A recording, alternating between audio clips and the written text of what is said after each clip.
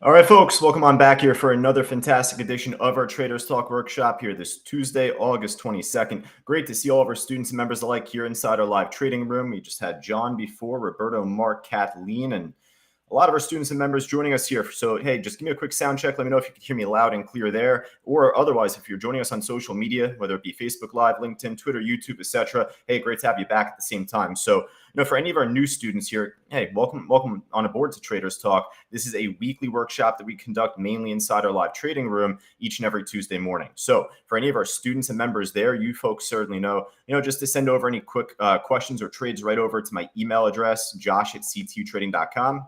And then with that, hey, there's a few that already came in just before, so we'll start with those.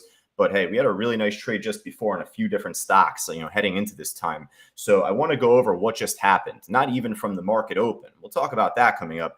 But I want to talk about what just happened, like the last 30 or so minutes. I was on a coaching call with one of our students, and a lot of good, a little bad. But the bad was not like a bad trade. The bad was actually just, damn, I was there maybe a millisecond after the pop, and it ran without us.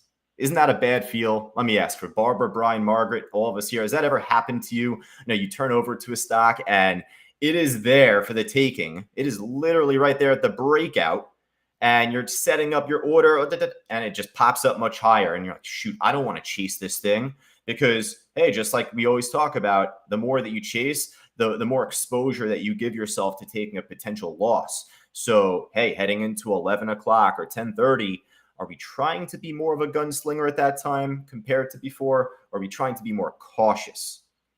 So let's actually just talk about that here. We'll start off on Folk. We'll start off on the stock that was a pretty good trade at first. This one more from the market open. So we'll get back to that actually in just a moment, the market open and the run up that had.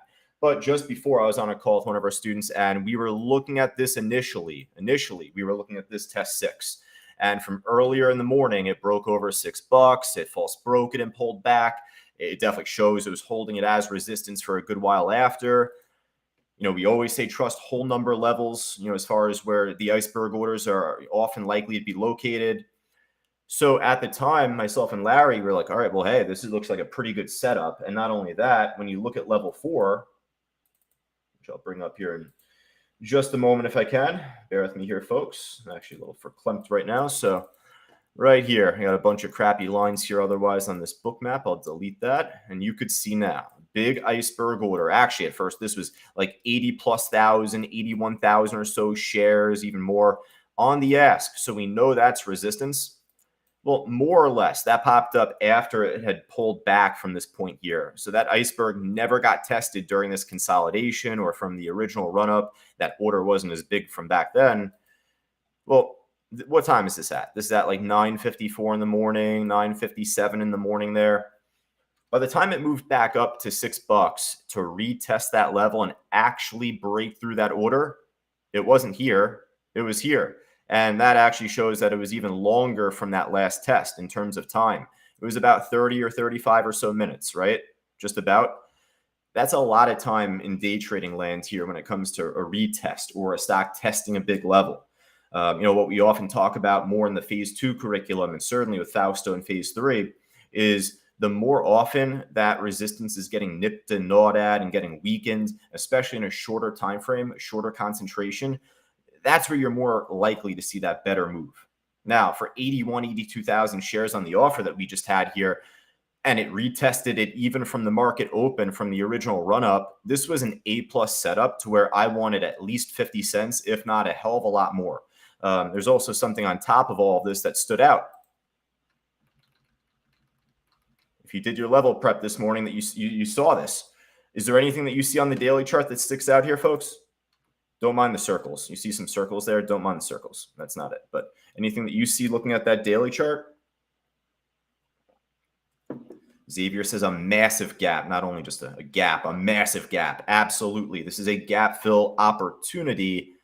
Keyword is opportunity, meaning it's not a guarantee. So, it dropped off back from February this year from like 12, 13 bucks all the way down to 6 or 5, took a huge haircut right away.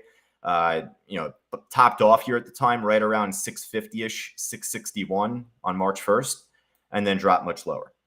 So whatever happened this morning that led to the original breakout in pre-market, that led to the original run once the market opened up, hey, there could be a lot more room for this to run higher based off this gap fill or the potential for it to try and fill the gap. So once it broke out over 6 here or tested it, that's where I'm definitely trying to jump in. But again, since it took so long from the last test up until this one at 10:35, much more often than not, you want to wait. You want to sit on your hands. So right there, myself and Larry, we sat on our hands. And thank God we did because, hey, it still broke out later on or a couple minutes after. But it would have been, in my eyes, an unnecessary trade, just based on what we teach, what we go through just, right here in Traders Talk. And as we just said, the more times it tests that level in a shorter concentration, that's good. If it, just blasts over that level right away on this test, then I'm not going to say, oh, that's it. But let me ask us for Barbara and Michael, Robert, Sam, a lot of our members here all together, Jason, when a stock smashes above resistance and runs off of it, you would like to think that resistance would initially become what? Support. So in that case, if this just ripped right above $6 right away and unexpectedly there, then I would have wanted to pull back to 6, and then from there the potential run higher. Either way, that's a hypothetical because myself and Larry didn't enter here. It was just way too long in terms of level tests. Now, on the next bar, a couple bars later, once it popped above that price again, or maybe it was on this one here, had to have been because I wasn't underwater. So it popped back above 6. It led to a nice entry once it rebroke it at this point. I think sprinkled in between here, might I say, is where myself and Larry had missed the other move that we'll jump to in a moment. So there was a stock, NVAX, that just completely popped right in that sequence. And that's the stock that we had missed. So I'm kind of floundering at that point thinking, oh, shoot, I got to get into something now. We got this that's still potentially, a good opportunity. So once it rebroke above 6, that's where we had jumped in, myself and Larry. It got filled at 602 right away. But again, this is the concern. When it breaks above that level and you jump in, when you decide to jump in, we all know it here inside this live trading room. If you're on social media, just scan that QR code, join us here on a day-to-day basis. It's the same catchphrases each and every day, but that's where it's easier for us to realize it. When it smashes above 6 and we jump in, we're looking for a big move. Well, how big is big? To me, 20 cents wasn't necessarily a large move for this trade when it already popped up like 80, 90 cents up from earlier this morning. It has that type of power. So once it broke out, it was great, but it's got to keep going. So on this trade here, myself and Larry, we saw it push up towards 630, 635, pulled back here. And this is where I'm thinking, all right, now is the point. We got to see this pop up, go up. If it doesn't make that big move up, then I don't mind clipping my trade and just taking a smaller profit. I was in from 602. I got filled at 614 or 613 on the way down just to get out. Hey, it's money I didn't have before the coaching called Larry, right? So it's all about perspective. I'm happy I made money on it. I wish it made a better move at the time. Now, as I've been flapping my gums doing Traders Talk here to begin, well, what's happened? Did it break back above 6? Because really 6 was your larger level to work off of from earlier today. And that should have been support right here. Well, it tried, but then it failed as it pulled back lower over time here.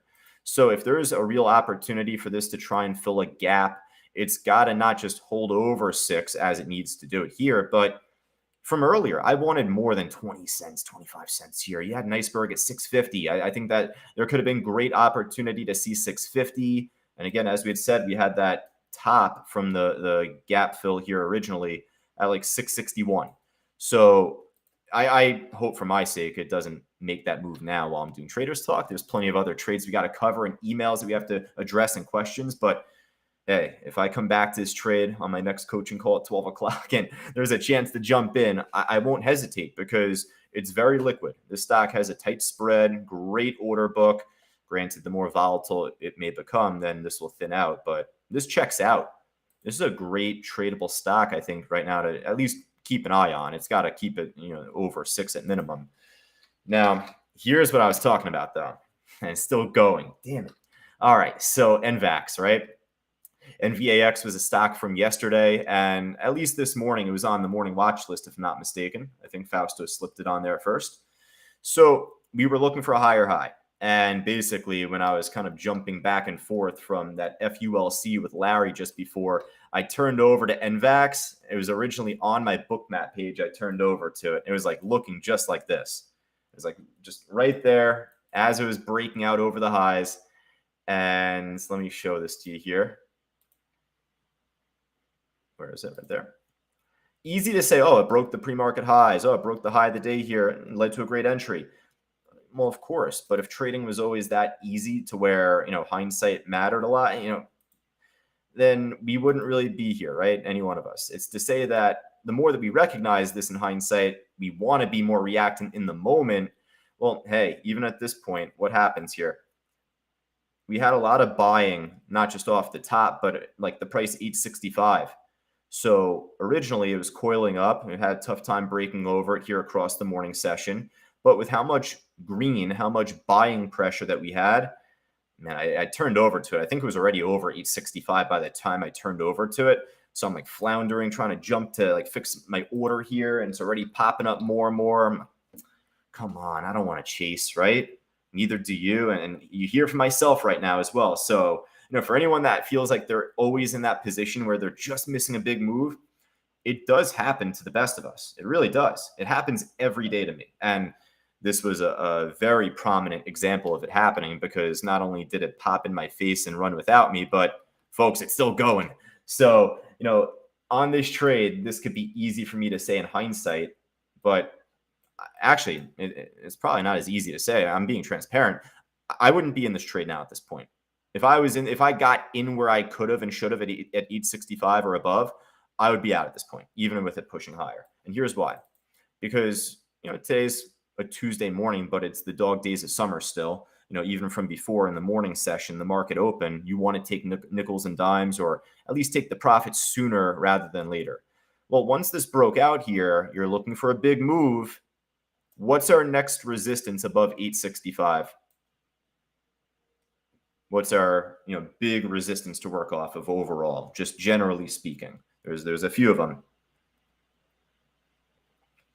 But I'd say that range of $8.90 and $9. They're both very big, and $9.10 you don't want to discount, but just this creates a web of resistance here. So to jump in over 865, you are looking for this to at least get within this range of resistance, and then you react. So I told Larry at the time, I was like, damn, obviously we missed the move, but I would likely look to take half my profit around here, then maybe keep half in, or maybe take it all out here. Just, this is more just strategic, just since this is resistance at the time, where you want to at least scale some out, especially mid-morning. You're not necessarily looking for the perfect run. You're looking for at least a good return on your investment, a big move. So for me to get like 35 or so cents on an $8 stock, there could be even more to it. So maybe you keep some in, but it definitely makes sense to take some out around this range. Hey, it broke right above it, but you still want to be strategic with taking a little money out and then keeping a little money in, just, if it keeps pushing up. But I mean, certainly it had a nasty shake here. I would not be in this trade at this point still.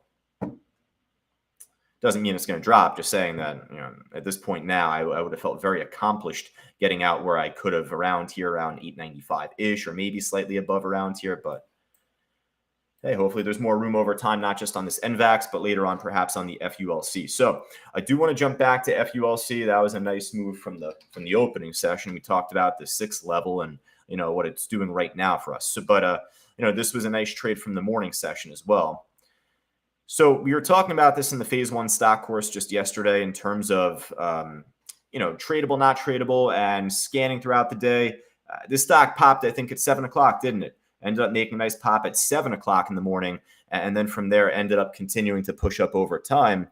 Well, hey, with the push up going into the 8 o'clock hour here, it's a no-brainer for us to put it on the pre-market list. But after 8 o'clock, unfortunately, it didn't really break out higher. It started to dump off a little bit from here. So let me ask us, from 8:30 going into the market open, looking at that picture that you see there, that graph, what's the trend?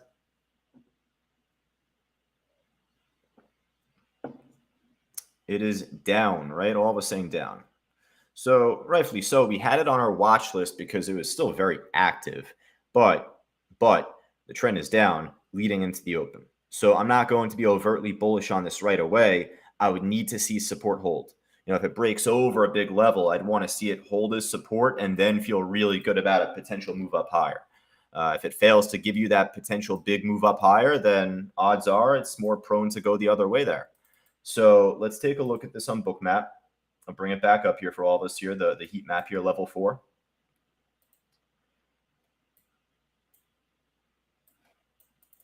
All right, so when I look at this, well, we got the iceberg here. It's actually at 598 for about 16,000 or so shares. I mean, $6 anyway is still your whole number level to work off of. So I'm more focused on 6. Let me do something really quick here to even simplify the following question I'm going to ask you. I'm going to ask you a question here. I just want to make it even easier for me to ask. Look at the column CVP. If you specifically look at the column CVP, what prices stick out? What prices have big spikes off those prices on the CVP column? And we'll say, at least in relation to the nearby prices it's surrounding. So if you look on the column CVP, what volume bars stick out there? What prices? Joyce says 560 and 580. What do we say? Do we agree with Joyce here, folks? Margaret says 580. Jason says, yup. Rick agrees. Larry agrees. Yeah, I'd say right here, this definitely sticks out in relation to all the volume filled near under it. And, it's bigger than what's above it here. And then definitely this. This is from either here early in the morning prior to 8 a.m. or even much earlier than that, like when it popped originally at 7 o'clock. So it's saying that, well, let me delete these lines here quick. Just kind of reestablish just where we have big levels. 560 I like. 581 will technically go. I think that's a penny up right there. And then that's 6. Let me remove the heat map here in a moment. There we go. Are there any strong chart levels here? Are there any strong chart levels? Well, this was kind of strong. That's right around 560, though. So that just aligns up with 560, the line we already plotted. Well, I would say right here, there's a chart level, a nice bottom, really strong chart level here. Not a volume level, but 527, I think that we could say that's a strong support, pretty strong chart level for now. Now, going into the open, it does nip right under it here. So what happens right away? When the market opens up, we do want to wait the first 3 to 5 minutes. So, of course, it is to say it pops up very fast. If anyone jumps in here, they're literally gambling, just letting you know. So we do want to wait the first 3 to 5 minutes. Well, hey, it first pops up above 560. This could have been a great entry, especially with it retesting it here within the first 3 to 5 minutes. So right at this point, it begins to push up above it here. It tries, and it has a good start, but it fails to continue to pop over this one here, the 581 or 580 that we had. So it comes back. It's a choppy trade. It's not an easy move to try and hold on to. Hell, you want to get out there at the time, because if it's not going to, at minimum, hold above 560 here, then the thought of it making a big move back down, it really picks up. So, hey, easy to say this popped up later on or shortly afterwards, right? But if you're in this trade from 560 here, then you're taking a small profit, which is great, or you're taking a break even or a -2. You don't want to hold on to this. Now, let's say if you weren't in this to begin with, or you took this and you're refocused on it, well, it is what we brought up before. The more often that we see a big level get broken through in a shorter concentration, we're still bullish on the idea. So once it rebroke it here, just a short little while after, well, easy to say, it popped up more. But didn't the same thing happen at 580? Didn't the same exact thing happen here at 580? No. Broke over it, nipped it, rebroke, entry, moved up nice, right? So, that actually could have provided a great opportunity. Now, the unfortunate part is that this topped off really early in the morning at first, right around 9:51, where you're normally expecting to see that top to happen around 10:15, around 10:30-ish Eastern time. So, the more it pushes up like that, you think, all right, well, hey, perhaps it could hold support. Perhaps it's going to keep going. When it breaks under support here at 6, you need this to push back above it, because obviously that's where the wheels begin to slow down. The foot's being taken off the gas pedal slightly there. Hey, if it's not going to continue, then we have to be very careful with ourselves, right? As liquid as this stock is, FULC, I don't think we've ever really traded this stock. I don't remember trading this on the way down. Trades like a few 100,000 shares on average a day. So that's where, again, we were even talking about it in class yesterday afternoon with exhaustion. Once you begin to feel it's not breaking higher, you do not want to hold on to that. You need to jump ship and get out. And once this broke under the 6 level here, well, of course it tanked, but actually that is shortly before we saw that new iceberg pop up at 6, that 76, 77, or, growing here, 1,000 share order. So yeah, that's where a good trade can land you into a break even or a bad trade altogether there. Looks like this is still having a tough time trying to explode higher from 6. So, we'll see if it can make that move over time right now. There's nothing really that sticks out on the heat map here for me around $6. So, if it pops from here, that would be nice to see, but it's still chopping around it. Ideally, you'd want to see a nice clue, a nice sign pop up for this to really begin to rev back up again. Let me ask us really quickly for Roberto, Sam, Xavier. We're not always relying on this, but what would be something that would really help this trade out move up higher? Is there something that could show or pop up on this trade that could really give this the boost it needs? It'd be really nice to have. I'm more hopeful for this to happen perhaps than anything, but Xavier says a huge iceberg on the bid, and Margaret agrees. Brian agrees, iceberg on the bid. Sam says a large buyer at 590 or around there, right? 100%. That would be really nice to have happen right now. Hey, it would be sweet, but it's more wishful thinking here. So it hasn't really happened since 10:40 in the morning. It did happen earlier. Looks like a pretty big iceberg order showed up. Let me just kind of make this easier on the eyes, perhaps. One moment.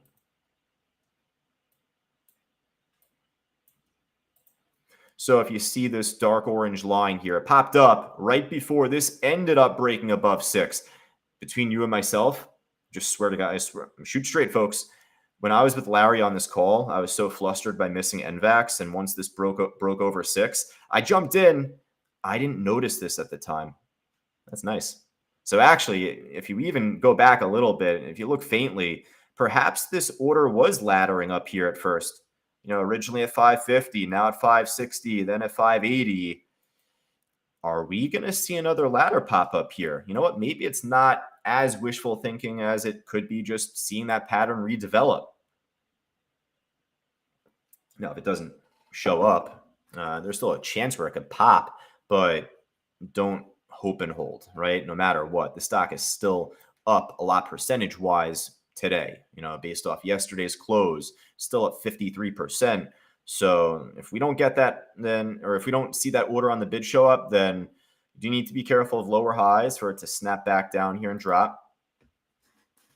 I'm going to just keep my book map on this FULC. We have to go through email, folks, just a bunch of email questions that came in. Again, for any one of us on social media, Facebook Live, LinkedIn, Twitter, YouTube, etc., always feel free to shoot me over a quick email here, josh@c2trading.com. I have a bunch to get through now, but if you have any after this workshop, feel free to let me know. All right. We'll check in on this trade in just a moment. Xavier here in the chat board first saying, I get worried when I don't see big icebergs on the bid side below as stocks move. My concern would be a free fall. So when you join CTU, that actually is a very frequent thought that I hear from students. Because when you go through Fausto's introductory webinar, hey, we really have to show you the extreme basics of level 3. I mean, hey, level 3 and level 4, they move fast. So, hey, if you're not as quick to follow it, or if you're not as used to it, training your eyes, we really have to start off with PowerPoints and basics. And well, hey, even there, that's where Fausto shows how an iceberg on the bid creates support and an iceberg on the ask creates that resistance. And you see the stock bounce off of those levels, right? these iceberg orders on level 3 and level 4, any of these orders on level 3 and level 4, what type of orders are these, folks? Let's go back to class again. What type of orders are these on the order book? What type of orders are these? There's actually an iceberg on the ask now. It's 607 for about 17K. Let's see if this gets broken. Oh, it just did. It got filled. 607 got broken through. We'll see if this tries to push up higher or if it's a head fake. We'll find out soon. So what type of orders do we see on the order book, folks? Limit. Oh, so you're saying limit orders. Yes, meaning not market orders, right? Now, let's say if there is a bunch of orders on the ask of level 3. Not iceberg orders. Let's just say 1,000 here, 1,000 there, 3,000 here, 2,000 there. Well, hey, I could use a limit order to buy those shares if I wanted to jump in the trade, but you could also use a market order and it gets you filled right away. And that's the purpose of one. Well, most orders that get filled throughout the day, or at least slightly more than half of the amount of orders that get filled, they're market orders. So yes, we use limit orders to identify potential support and potential resistance, but that's where I harp on time and sales so much. And that's where I harp on, well, it needs to break through the big level on the way up, because the phrase on the way up implies that you're going with upward momentum. And once it breaks over the level, well, simultaneously, instantaneously, like same time, you're seeing a bunch of green on the tape. That's a combination of limit and market orders that are getting filled over time. So simply, once we end up seeing this break over the level, that's where I'm trying to just feel that foot being pressed on the gas pedal there. It's easy to say, don't always look for the iceberg on the bid in order for the stock to move up. Since we've been talking, there has not been a new iceberg on the bid, but it's still been pushing up, hasn't it? So it's not a guarantee, or it's not a requirement, might I say. It's not a requirement for there to be an iceberg on the bid in order for this to go up. Naturally, if there's going to be enough market pressure to just break through these ask orders, it's going to get the job done without it. So I appreciate Xavier actually mentioning this, because it's a frequent thought that I hear and kind of go over with students in coaching calls. So, at least for all of us here, just to note, it's more a matter of just following the trends, following the direction upward, right? So that's why this generated a nice entry at the given time, although it wasn't the full move I wanted. And then even again, you could say on, what was the one I missed? I put this on the left side of my book map. I told Lawrence, I think for my mental health, I need to just not watch this because it moved up so much without me. So for this trade, once it broke over this, there wasn't an iceberg that instantly popped up on the buy side. Looks like there was one that popped up later on at a much lower price level, but that's not really what we're striving to see there necessarily. So once it broke the top, is just, hey, jump in the trade, right? All right, so we're trying to push here a little bit on this FULC, a small little iceberg at the price 607. So that was not anywhere near as important of a price before that little order just got filled from the ask. So if it wants to make a big move, it's got to do it, in my opinion, like now. And as I'm saying that, look what's happening. It's not even letting me finish my thought.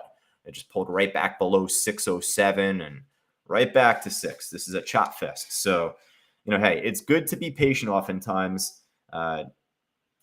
There's a difference between the Folk trade, because this is so choppy, where if it makes a pop and you weren't expecting it, that's just, not to say bad timing on your part. That's just, bad roll of the dice, we'll kind of call it. So don't beat yourself up as much on that. But on the NVAX trade, just to mention, yeah, of course, the more it goes up, the more it went up, the more I became frustrated with missing out on it. I still don't want to chase, though. So I didn't want to go against my main strategy of just trying to stay as close to my level as possible. Hey, the more I watched this and it moved up without me, well, if I stayed glued to this and I still didn't jump in and I was too scared, then I actually wouldn't have nabbed the 12 or 13 or 11 cents, however much it was on the Folk trade after, right? So you do want to you do need to just shrug it off and say, all right, is there another level on this trade I can focus on? Is there another stock making another move that I could focus on? So, the more that we're kind of just stuck more that we're kind of stuck watching the shiny object in the room and we're not jumping in, then we're kind of wasting time, right? So this is a question that came in from email just a little earlier here, and I do want to go over it. This was, I think, in relation to the AMC trade, perhaps, from one of our students here asking, I missed my buy-in to try and jump in right before the halt. So the stock AMC got halted on the way up. I think that's what this trade is referring to. So they removed the order as they were worried that it could open with a larger move down. I agree. I mean, if you didn't jump in, let's assume it was AMC. Let's say you missed out when Fausto jumped in off at 250. This was a surprising halt. Like, I don't know why it got halted because it really didn't move up too much before it got halted at first. So a couple down halts actually beforehand. Fausto jumped in at 251 or 252 right there. And it got halted like right around this area. At 10:01, the time it got halted, and at 10:06, it reopened up. So let's say for my trader here that emailed me, they wanted to jump in, they missed out on the halt, and then they pulled their order because they were worried that it could open with a larger move down. That part, I can't agree more with. You need to pull your order in that sense because, hey, it's for that exact thought. What if this keeps dropping off over time, or what if it gets immediately halted again, but just on the way down? So just to follow up just with what they wrote continuing here. They wrote, then with open, it looked green again. So they ended up jumping in with a loose 5-cent stop loss. I think it was so weird. I should have not tried to jump in again. Just live and learn, watch for a minute or two instead. Well, I'll tell you what, for my student that emailed me this, when we look at AMC, it's a crazy move from yesterday. Big drop yesterday, big drop today. It's not a level 1 stock, but this is not a level 5. This is not on 20-cent spread, ungodly, spread, thin order book. Really, it's very liquid. So I think that it's a great stock for anyone, including my trader that messaged me to attempt and try and jump in. Now, the question is there a viable level to jump in from? Fausto jumped in from 250 and it got halted on the way up. Well, hey, that thought is gone now, right? Unless if it comes back down to 250 again. But we know what happens the more times the support level gets nipped and gnawed at, much like we said about resistance, right? So when they were thinking about this trade, I think they said to me they jumped in. It was looking green again. So they jumped in with a loose 5-cent stop. So I don't know the time in which they had jumped in on the trade. It could have been perhaps here, maybe just trying to spike up a little bit, maybe here. But more or less, the question is there a viable level to jump in on this trade from? So that's what we're going to answer here. Perhaps the easy to say answer in hindsight would be no, or even if there is or was one, of course, it continued to drop. So really, you didn't miss much in terms of an opportunity to make money. But was there like a real level? This is after the halt here on AMC where the opening print was at 274. So in the event where if there is another bounce, then I would use that as resistance. I would use this as resistance too. This was another halt print from one of the first halts on the way down at 265. So yeah, that definitely would be resistance for the time being. But here though, let's just kind of hypothesize here. 250 was your big level. That's where Fausto took his entry off of 250, 251 there. There really isn't anything that truly sticks out as a breakout level, as a CVP level to jump in on. Maybe this sticks out ever so slightly when it's still chopping downward a bit. Here at $2.55, this sticks out a little bit. So it seems like it held above it here on an under and over. That could have been your only entry, I think. And I was like really forcing that too. I was like really trying to look for a level to say that you could have jumped in off of. Maybe 255 on an under and over. But if it's not making that better, more attractive run that you want, that it can make. AMC is like one of those viral meme stocks. It's, you see the Wall Street bets, retail traders out there all over it. So there's good liquidity, or it could have good liquidity when the timing is right. Well, once you jump in and you realize like, all right, this isn't really making that move up towards 265 or up towards 277 as we had here or so, right? 274. But, you get my drift. If it's not really making that bounce, then just honestly take the tiny money or take the break even trade. Don't even hold on for the 5-cent stop loss. Again, we say it all the time here. We said it earlier. When a stock is breaking through a big level and you jump in, we should be getting that, so to say, big move shortly after. So if we don't get it, then it's not even worth holding on for like 5-cent loss or 6-cent loss or 4-cent loss.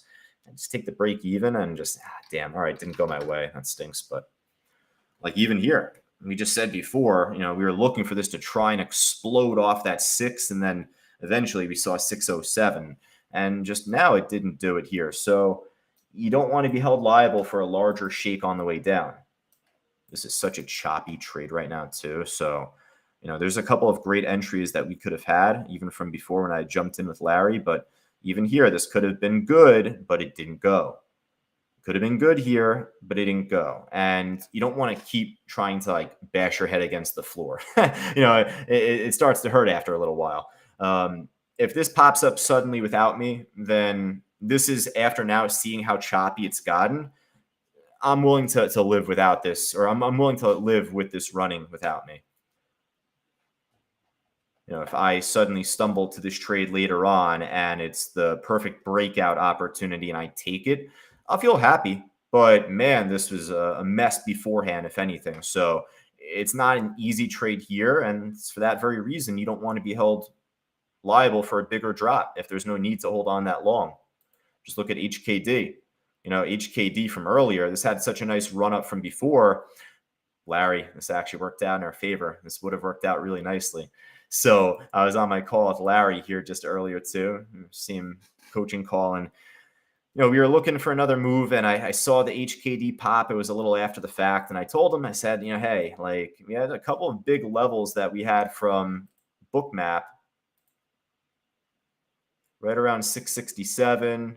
This broke out from a little resistance here, 660-ish here. So the combination of those two, pretty funny, Larry. Look what happened just a moment ago. Under, over, and this thing is still going now. So there could always be new opportunity out there as well in the market. You don't want to be stuck holding on to a loser if there's no need to, right?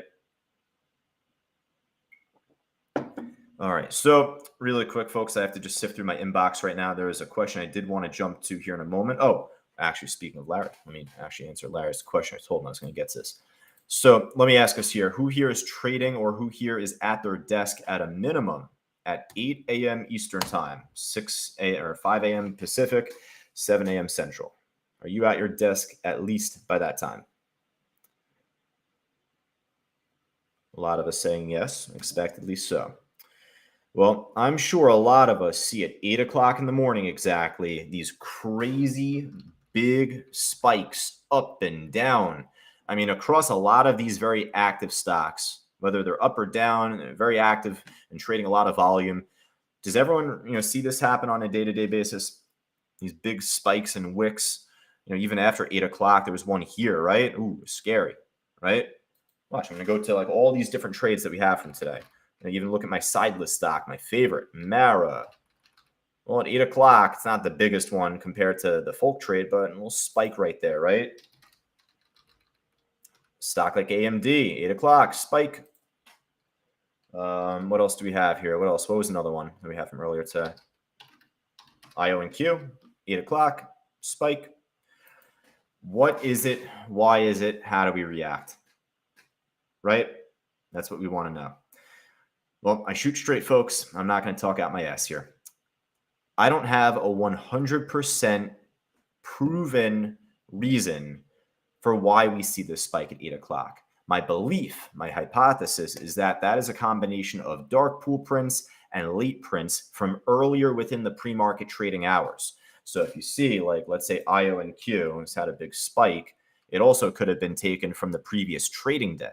So as this ended up spiking at 8 o'clock, it went as low as like 1446. So perhaps that could include data from the after hours the night before, right? As that was chopping around that price. I don't have a proven 100% answer. And I've been here 9 years, so trust me, if I had one, I'd tell you. I don't have a full reason. Now, how do we react to this, at least as far as knowing how to trade off of it, if there's a way to trade off of it, what to watch for in that spike? Well, our whole philosophy here is to follow the big money, right? So what if there's only like 2 shares that get filled in this whole spike? It's just a dumb trader that's just buying like way above asking price. It's on 2 shares. Well, I don't think that we're following 2 shares, right? It's a silly example, mind you, but we're following the big money, right? Well, hey, at 8 o'clock or after, if you look on Bookmap and you see a big spike on the CVP column, and it's like because of that 8 o'clock move, then that exact price level where we saw that big volume get filled, well, I'll mark that price as a potential level. If there's a big dot at 8 o'clock and it shows a big print on the table right there, that shows that's the level to watch. If there was an iceberg order that got filled, if there was, then same to be said there. If there wasn't anything respectable out of that spike that got filled, then I'm not going to focus on it, because we see this on an everyday basis, and rarely does like the high or low create a big level to watch. Let's see if there's anything here even. I guess we'll do the Folk trade since that was like the more active stock at 8 a.m. So Bookmap doesn't show it as often. You don't always see those spikes at 8 o'clock as frequent on Bookmap. They show up every now and then, but here at 8, the question is, more or less, is there a really large spike on CVP? This is basically the 8 o'clock move. Well, there's something here, obviously, and there's something there at 580, right? Looks like it was kind of holding over 580 for quite some time before the 8 o'clock move. And, then it just kind of dropped a bit. So I don't really see anything that utterly stands out here from the 8 o'clock, shake that we had here at the time. Now, there could be examples where you may have that, though. So I didn't have any off the top of my head that, we saw some big spike of volume at the 8 o'clock move at that point, like from Bookmap, rather. Maybe if we look at a more larger cap like AMD, perhaps we could see. We'll find out. Oh, here's the spike on Bookmap. Give me a sec. All right, so there was something here. Shows on Bookmap here that the 8 o'clock spike here, 8:02. All right, so when we look at this, allow me to reformat my heat map here, because these are not big prints that are getting filled. That's actually pretty tiny.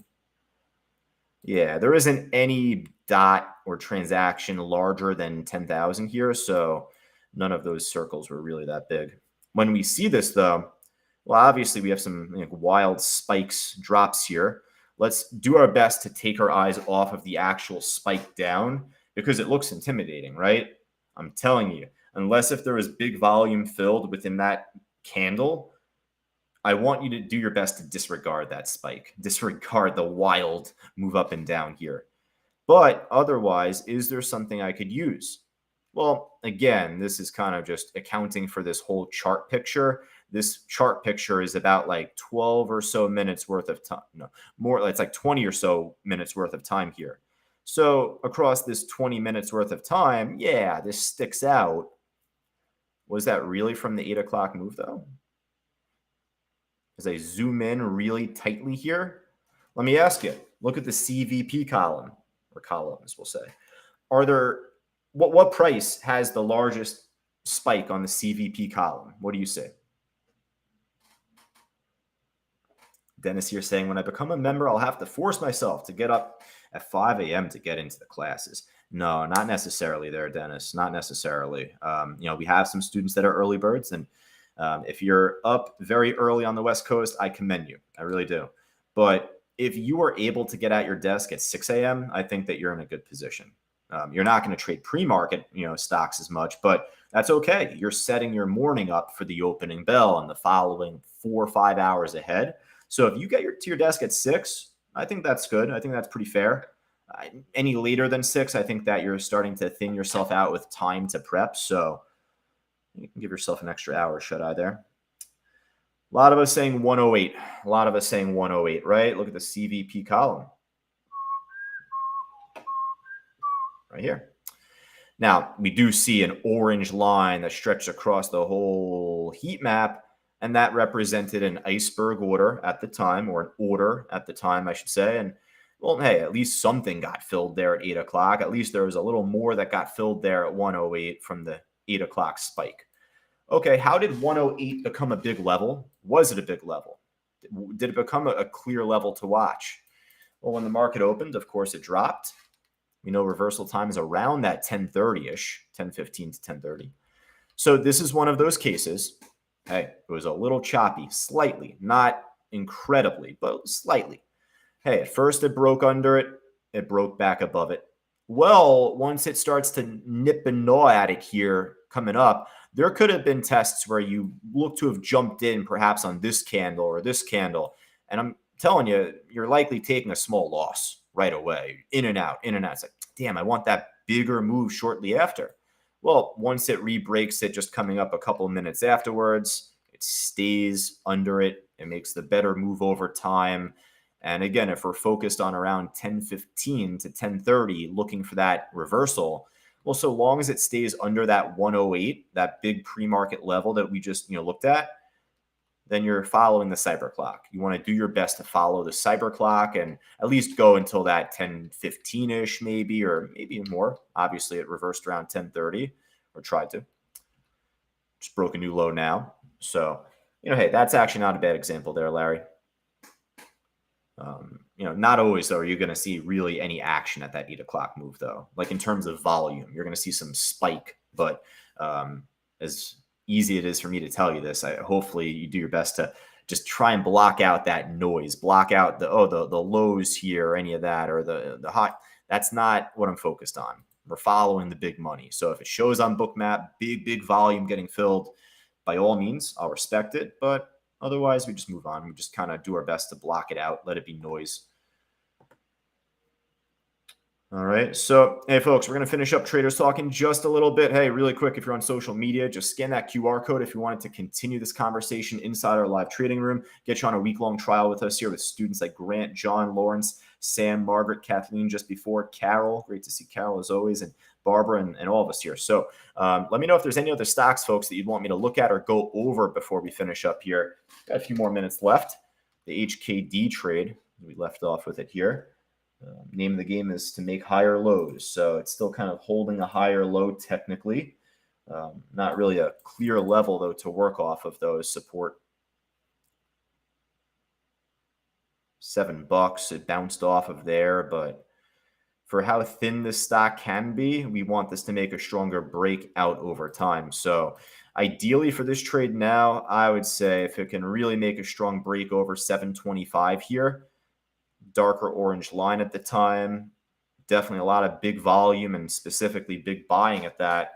If this could rip over 725, I think there's room for another chance. But if not, then, hey, as much as we were harping on this HKD, this stock back a year ago at our on-site class went from 6 to 2,100. Don't believe me? Look what happened. Now, it became untradeable, of course, the more expensive it got. So, even when this was at like $200, $100, like none of us were actually like really jumping in on large share side, or if anything, maybe just one share. But you know what? It's not at $100 yet. It's not even at $25 yet. Not saying it's going to get there. But point being, right now, it's $7 a share. It's definitely well within our price range. For right now, the spread is somewhat contained. It's tradable for the time being, right? All right. Well, hey, for this stock, if it could break over resistance at 725 here, then I think that there's a better case to try and see continuation. That's all. If we don't get that big move shortly after it breaks above the 725 here coming up, if it does, then we got to be careful for that big move down because, hey, what goes up comes back down. Big trees fall hard. I mean it. This was a nasty move on the way down the coming days after. So Jason says Dick's Sporting Goods, maybe DKS. So that was one from the morning session. It was a nice short at the market open, but hey, you know what? Unlike Folk, where that was actually up off of good news, it's trending down going into the open. Well, Dick's Sporting Goods was down off of bad news. What's the trend? Well, it's certainly not up. It's not just down percentage-wise, but it's trending down, right? When the stock's trending down, we're seeing more selling pressure, right? What happens if we continue to see more selling pressure? That's essentially what happened on Dick's when the market opened up. That's essentially what happened on Macy's a little after the first 25 or 30 minutes. This popped initially, but then, hey, same deal happened here, where this eventually broke below a big support level. I think it was 1365. Let me jump back on level 4 for that.